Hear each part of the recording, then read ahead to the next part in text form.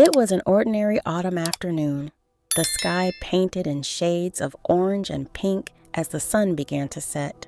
I decided to pay an unplanned visit to a longtime friend who has always had a special place in my heart. She is the mother of Davy, a boy who, in my memory, was still that shy and reserved teenager who used to visit our house to study. Upon arrival, I was greeted with a warm hug. My friend, always so welcoming, started telling us the news as we walked to the living room. It was then that David walked through the front door. I didn't recognize him right away. The years at college had transformed him. His youthful features had given way to a more mature expression, and his body now reflected the confidence of a man who knew what he wanted in life. His hair, previously always messy, was now carefully arranged, and his smile, his smile could disarm anyone. "Are you back in town?" I asked, trying to hide my surprise and the effect his presence was having on me. He confirmed with a nod, his eyes shining with excitement as he talked about finishing his studies and future projects. The conversation flowed naturally between the three of us, but there was a growing magnetism, a mutual interest that intensified with each exchange of glances between Davy and I. His voice, firm and captivating, filled the room as he shared his life experiences, travels, and dreams. I found myself admiring not only how much he had grown, but also the passion with which he spoke about his plans. My heart beat a little faster every time our eyes met. It was clear he wasn't the boy I remembered, and the awareness of this change created an electricity in the air that I struggled to ignore. Still, something inside me was awakening, something I hadn't felt in a long time. The presence of David, now a grown man, affected me in a way that I was not prepared to deal with. It was a mix of nostalgia for that boy I knew and a burning attraction for the man he had become.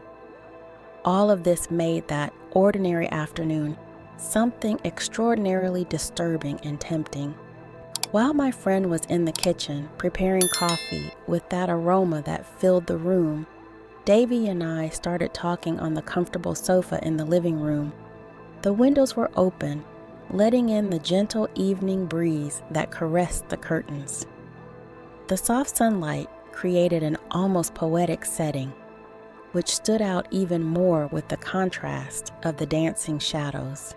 David began sharing his stories. He spoke with palpable excitement about his travels during his exchange in Europe, the different cultures he experienced, and the adventures he had. Each story brought a special sparkle to his eyes, and I could see the passion and enthusiasm he had for the world and everything he still wanted to discover. But it wasn't just about him. David leaned forward with genuine interest every time I shared something about my life. He would ask about my work, my own dreams and aspirations. His attention was so focused, so sincere, that I felt truly heard, something I hadn't experienced in a long time. The way he genuinely cared about what I was saying, as if my every word mattered, created an atmosphere of quick and unexpected intimacy. The conversation flowed effortlessly, and each laugh and exchange of glances increased the connection between us. There was an electric spark, a growing attraction that we both felt but tried to hide. I was aware of how inappropriate this was. He, my friend's son, and I, a married woman. However, the way he looked at me, as if I were the only person in the world at that moment, made my heart race in a way I couldn't control. Each topic of conversation seemed to bring us closer together, weaving a web of complicity and desire that neither of us expected, but that neither of us seemed to want to stop.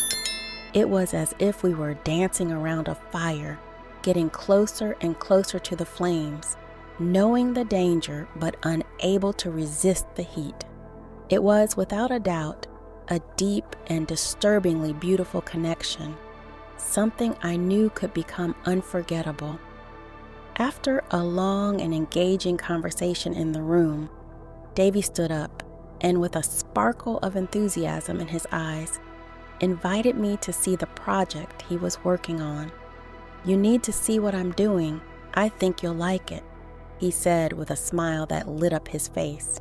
I, driven by curiosity and the desire to continue that intriguing conversation, accepted without hesitation.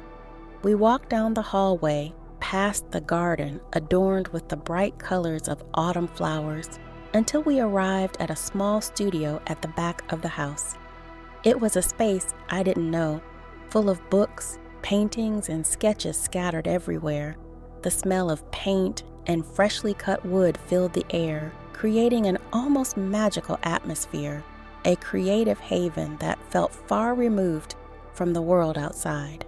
Davy began showing his work, a series of sculptures and paintings that explored themes of human connection and raw emotion. He spoke about each piece with a passion that only true artists possess, his eyes shining even brighter with each detail he explained.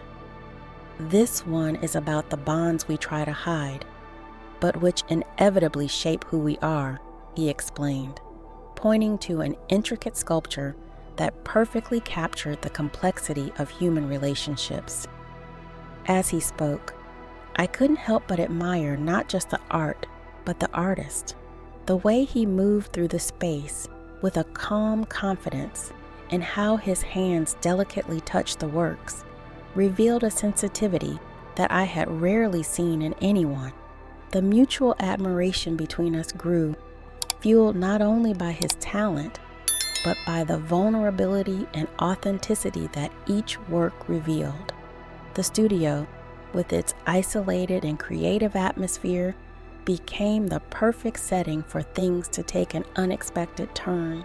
We were alone, surrounded by art that spoke of deep emotions, and the energy between us became more palpable with each passing moment. It was as if the space encouraged us to put aside the social masks we normally wore. I moved closer to take a closer look at a painting, and I felt Davy position himself next to me, his proximity sending waves of heat through my body.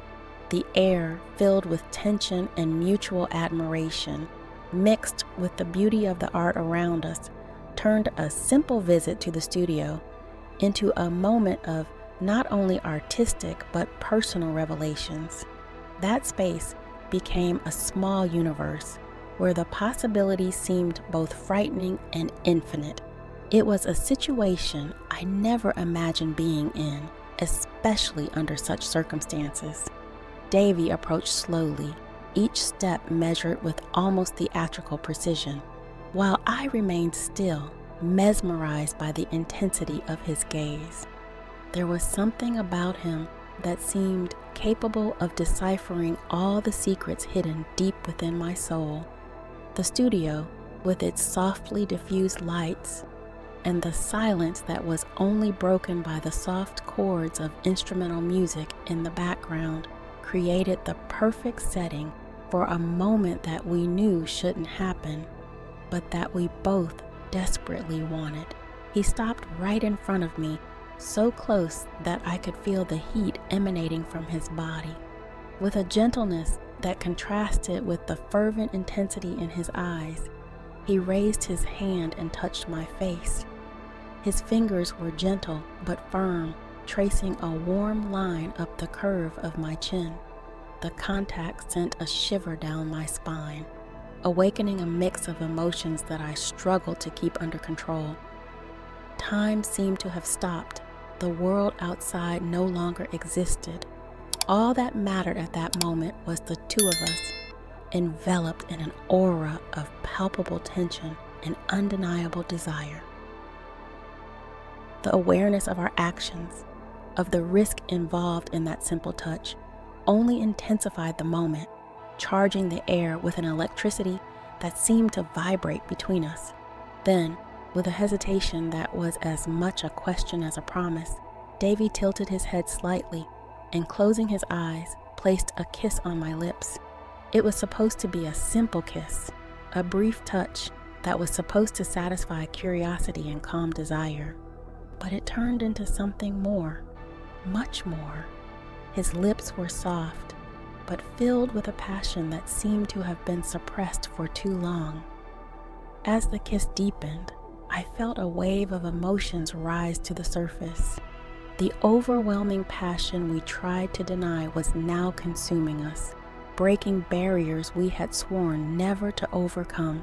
Every movement, every touch, every shared sigh seemed to pull us deeper into something we knew had no future, but which, in the heat of the moment, seemed like the only thing that mattered. When we finally pulled away, breathless and still lost in the intensity of what had happened, we knew that nothing would ever be the same again.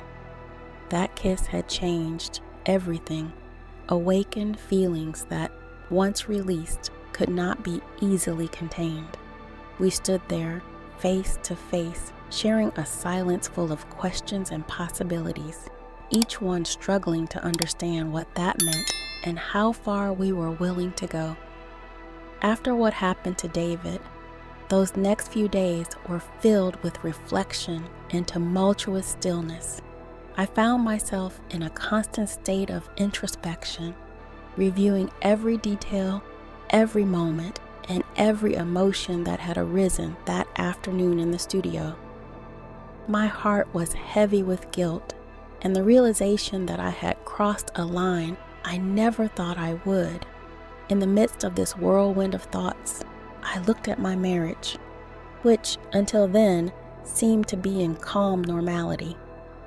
I began to question not only my actions, but also the foundations of my relationship with my husband. Were we truly happy, or just comfortable in the routine we had built over the years? This experience with Davy awakened an urgency in me to evaluate what I really value, what I want, and what I need from life and my relationships. I knew I had made a mistake that couldn't be undone, but that mistake acted like a mirror, reflecting parts of me that perhaps I had ignored or hidden beneath the surface of who I thought I was. The pain of guilt was a reminder that I value honesty and integrity, not just in relation to others, but in relation to myself. The decision to talk to my husband about what happened was one of the hardest I've ever had to make. The fear of rejection, judgment, and even the end of our marriage hung over me like a dark cloud. However, the need to be transparent, to clear my conscience, and try to find a way to move forward with or without him became stronger than the fear. When I finally mustered up the courage, I sat with my husband one quiet evening after dinner. The silence was palpable as I began to speak, my words shaking as much as my hands.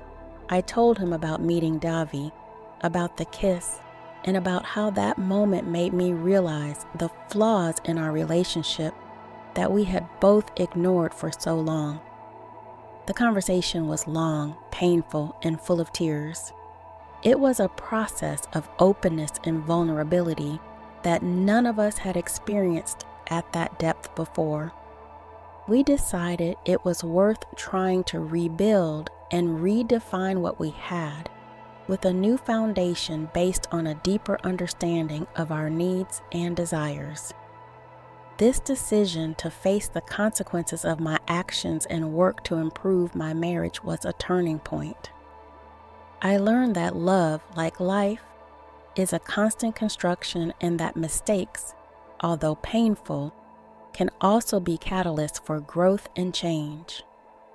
We continue together, working every day to strengthen our relationship, aware that perfection is unattainable, but that honesty and commitment are the true foundation of any lasting relationship.